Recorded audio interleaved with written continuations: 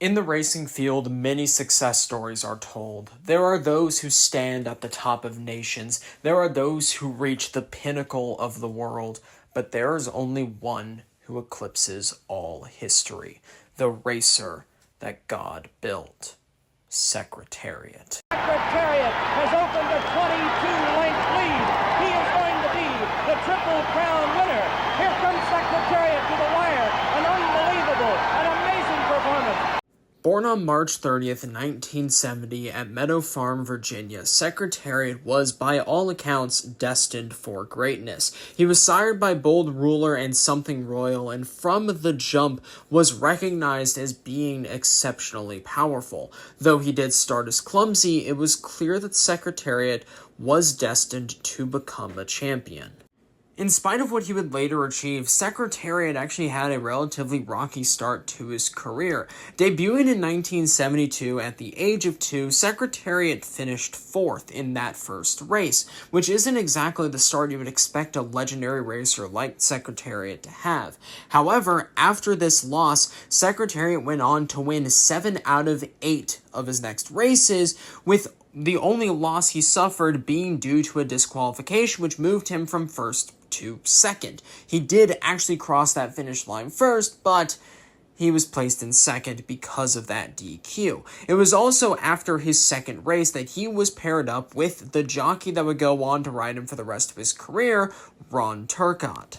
I won't delve into Ron Turcotte too much, as I really do just want to focus on Secretariat, but he does absolutely need mentioning. He's a Canadian jockey with over 3,000 wins to his name, and the reason why he was such a good jockey for Secretariat, and frankly, the only jockey that could have ridden Secretariat at the time, was because he was notorious for pushing racehorses to their limits. He pushed them incredibly hard, and that style was what was needed to bring out Secretariat's full strength, as before that, the previous jockey couldn't really do that. Secretariat wasn't performing at maximum capacity until Turcotte took the reins. And that was absolutely going to be needed for what Secretariat was going to face next, as in the year of 1973, Secretariat would take on the American Triple Crown. However, before taking on the Triple Crown, Secretariat would run in 3 races prior, the first one being the Bayshore Stakes, in which Secretariat was, of course, the overwhelming favorite. Having displayed such dominance in 1972, one of the trainers for one of his opposing horses had said that the only chance they had of beating Secretariat was for him to fall over. It was very clear Secretariat was going to win this race, and of course, he did. Despite being boxed in going into the final turn, he still broke away and handily won that race. After this dominant victory, Secretariat would be entered into the Gotham Stakes, in which they would actually experiment with his running style. See, typically, Secretariat worked as an end closer, starting from the very back before exploding to the front, utilizing that tremendous power that he had to very easily overtake everyone in front of him. However, in this race, he was run as a front runner, being the one to set the pace, just to get a gauge of what he could actually do with this, which would come in handy down the line. In this race, Secretariat yet again displayed dominance, though Champagne Charlie did almost catch him. Secretariat in that final straight broke away, winning by 3 lengths and actually matching the track record at the time. After this, Secretariat would come face to face with, frankly, his greatest rival, Sham. And Sham honestly deserves a video of their own. They are one of my favorite racers of all time and deserve a lot more credit. However, I will save most of that for later, as again, they deserve their own video. And just know that without Sham, Secretariat likely would not have been as legendary as he is. Regardless, the next race was the Wood Memorial, and in this race, Secretariat actually lost, coming in 3rd to Angel Light and Sham. It was later discovered that the reason for this was because of an abscess in Secretariat's mouth, which greatly decreased his running ability. Thankfully, after this, Secretariat was able to quickly recover and was ready for his run in the Triple Crown. Now, before we get into that, it's important to note just what the expectation was like for these races, as before Secretariat's run, the last racer to win the American Triple Crown was Citation all the way back in 1948. No racer had won the Triple Crown since then. Matter of fact, it was starting to become a belief that no one could win the Triple Crown because it had been so long, and because the Triple Crown was so brutal. It takes place over a far shorter amount of time than, say, the Japanese Triple Crown that I know most fans are already familiar with thanks to Uma Musume. The Japanese Triple Crown is significantly less strenuous than the American Triple Crown. The distances are different and the time is far shorter. So the expectation was that Secretariat likely wouldn't be able to pull this off. Regardless of what the expectation may be, Secretariat was going to run in this Triple Crown, and it was apparent that despite the doubts, he was going to make history. First, starting with the Kentucky Derby, Secretariat won, setting a record time of 1 minute 59 seconds .4, which to this day, over 50 years later, is still the fastest time we've ever seen in the Kentucky Derby. It was also shown that during this Derby, every split that he had was faster than the last. He progressively grew faster and faster and faster over the course of this race, allowing for this record-setting time. Following that legendary run at the Kentucky Derby, Secretariat was entered into the Preakness Stakes, the second leg of the Triple Crown, where Sham was out for revenge, trying to beat him as best as he could. Sham, during that Kentucky Derby, had set the second fastest time on record, and so the expectation was that this was going to be an incredibly close race between the two. However, Secretariat once again showed incredible dominance, beating out Sham by 2.5 lengths and setting yet another record, that being 1 minute 53 seconds, which once again, to this day, over 50 years later, is the fastest time the Preakness Stakes has ever been run in. Though originally the time was actually 1 minute and 54, over 1 minute 54, due to a damaged clock, which led to Secretariat not having the record time for a very long amount of time until the race was re-examined, and it was officially determined that yes, he did in fact have the fastest time the Preakness has ever seen.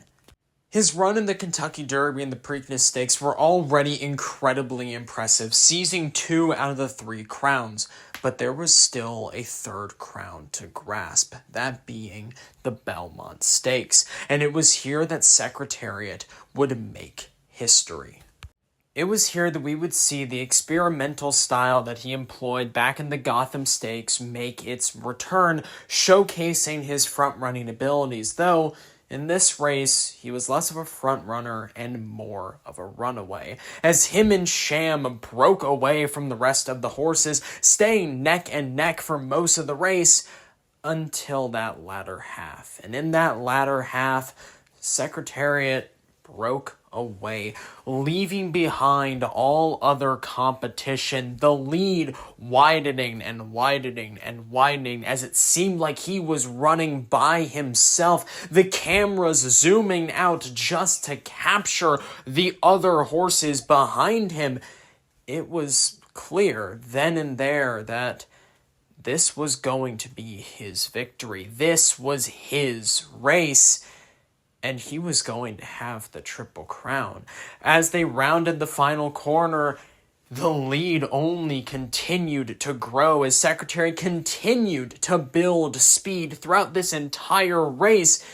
And as he crossed the finish line, they called out that final distance, a gap of 25 lengths. However, this was actually inaccurate. The announcer had gotten it wrong simply because the gap was so large it would be next to impossible for him to get it right in that moment.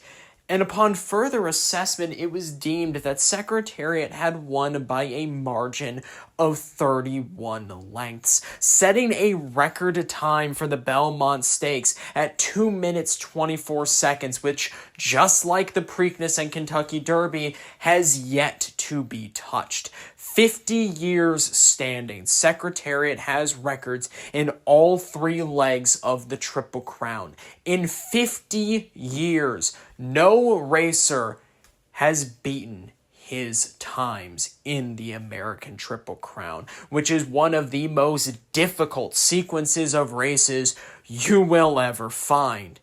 Secretariat in this Belmont Stakes showed why he isn't just one in a million or once in a century. He's once in a millennium. But you see, there's another layer to just how insane this feat of Secretariat really is, because, well, track conditions have gotten significantly better since Secretariat ran over 50 years ago. The tracks Secretariat ran on were, by all accounts, worse than they are today. Meaning, if Secretariat were to run today and were to, give it his all just like he did in those 3 races, his times would almost certainly just be better. Racehorses today are running on significantly better track conditions than he was, and they are still unable to match his times. Imagine what would happen if Secretariat were to run now. It would be otherworldly. It would eclipse everything we'd ever thought we'd seen. It would just be ridiculous. And that's a hypothetical that I like to propose, because if you think Secretariat is insane already, just try to picture him running on an even better track. Now, while the Triple Crown is absolutely the defining point of his career, Secretariat didn't just stop racing after that. He continued to race a good few more times. Matter of fact, the next race he'd be entered into, the Arlington International, was only about 3 weeks after the Belmont Stakes. And the reason why he was entered into this race so quickly was because, well, Secretariat's desire to run was simply way too strong. It was actually documented that they believed that Secretariat would likely hurt himself in his stall if he did not get to race in a quick enough amount of time.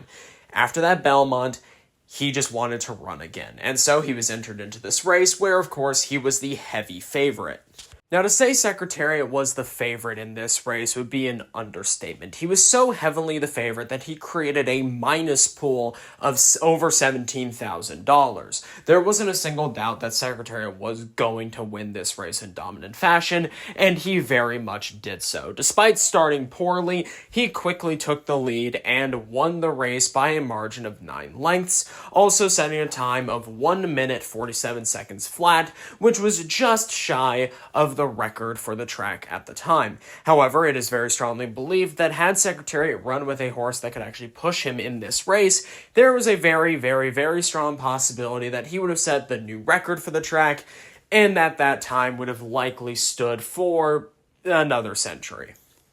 Following yet another dominant win, Secretariat was entered into the Whitney Stakes, where he would race against older horses for the first time in his career, namely Onion. Onion being a racer who had set a record in their previous start, thus making the competition actually pretty solid for this race. However, it was still widely believed that Secretariat was yet again going to have another dominant victory, being viewed as the overwhelming favorite. However, this race would by no means go as people expected.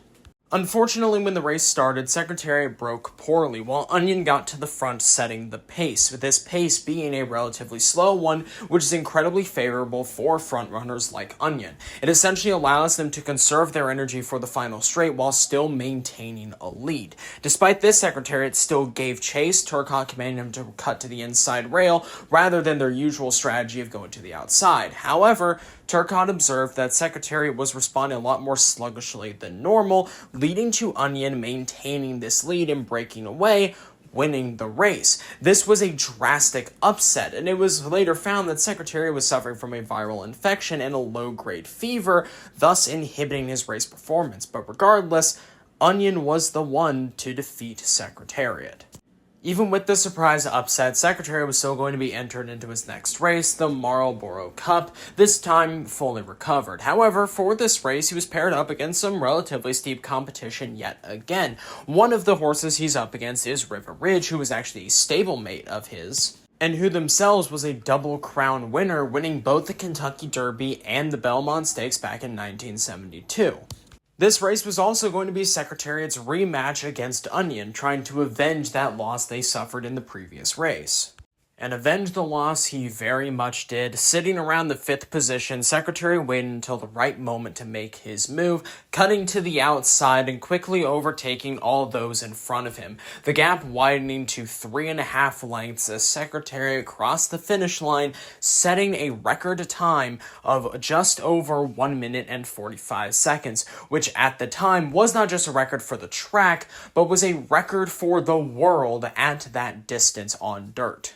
After this race, Secretariat was supposed to just rest and do light training in preparation for his run in the Man o' War Stakes. However, that didn't go according to plan, as River Ridge was pulled out of the Woodward Stakes due to the sloppy conditions of the track, and thus Secretariat was thrown in his place. It was in this race that Secretariat would suffer arguably his most devastating loss against Prove Out, who beat him by 6.5 lengths and set the second fastest time that track had ever seen.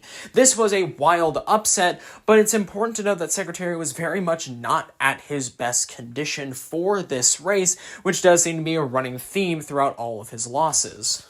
After this unfortunate and devastating loss, Secretariat would continue on to run in the Man o' War Stakes, which was going to be his first turf race of his career, and very late into said career. This was his second to last race, and in this race he was up against Ten Tom, who had previously set the world record time for the 1 1/8 mile distance, so competition was once again pretty steep.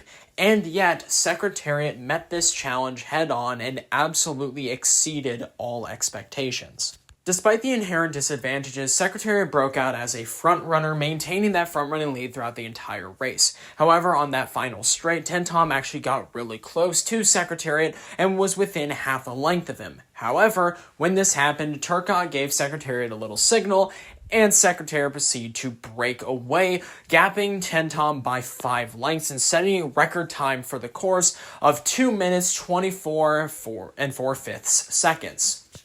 Secretariat's final race would take place outside of the US at the Canadian International Stakes, which was to pay homage to Secretariat's Canadian ties, especially through Ron Turcotte, the jockey who took him through the vast majority of his races in his career. However, unfortunately, Turcotte was unable to jockey him for this race due to being on a temporary suspension, and thus Eddie Maple took up the reins, guiding Secretariat to his final victory. Breaking from an outside post, Secretariat got into the second position and maintained that position throughout most of the race. However, on the backstretch, Secretariat finally made his move, breaking away and establishing an overwhelming 12-length lead. However, on the final straight, he slowed down, shifting gears downwards and almost coaxing to the finish line, still winning by a ridiculous 6.5 length lead, but it almost feels like he was relishing in this, as it was the last time he was going to be able to race, and it feels like he made the most of it. Following a final dominant victory, Secretariat was brought to the Aqueduct racetrack for his last parade with Ron Turcotte, retiring with a total record of 16 wins out of 24 starts. Not the greatest record by any means. There are racers who have gone completely undefeated, and yet even still, Secretariat is looked at as the greatest to ever do it. And looking at how he won, how dominant he truly was when he was actually in a good condition, it's hard to argue otherwise. Even with the losses, they were against steep competition, and while he wasn't performing at his best, Secretariat is once in a millennium. There will likely never be a horse as great as him again, or at least not in our lifetimes. He truly is one of a kind. Even though we will likely never see a horse like Secretariat again, that isn't to say that his progeny weren't impressive in their own right, two of which being Lady Secret, who won 25 races and was inducted into the Hall of Fame and also was the 1986 Horse of the Year. Then there's Risen Star, who in 1988 was able to win the Preakness Stakes and the Belmont Stakes. Matter of fact, for the Belmont Stakes, he set the third fastest time that Belmont had ever seen, very much following in his father's footsteps. And actually, matter of fact, there is a certain dirt track racer in the JRA who's currently taking the world by storm, dominating their races in their own right, who just so happens to be a distant descendant of the legendary Big Red himself. All's to say, Secretariat will forever be touted as one of, if not the greatest racehorse to ever run, etching his name into the annals of history. Both Lucien Lauren and Ron Turcotte reference him as the greatest horse they have ever worked with and just the strongest to ever do it. Secretariat is truly one of a kind. And in 1989, on October 4th, he unfortunately passed away. However, again, he leaves behind one hell of a legacy, one that will forever be remembered, and one that we can always look back on. And who knows, maybe one day, by some absolute miracle, we'll see another Secretariat take to the track.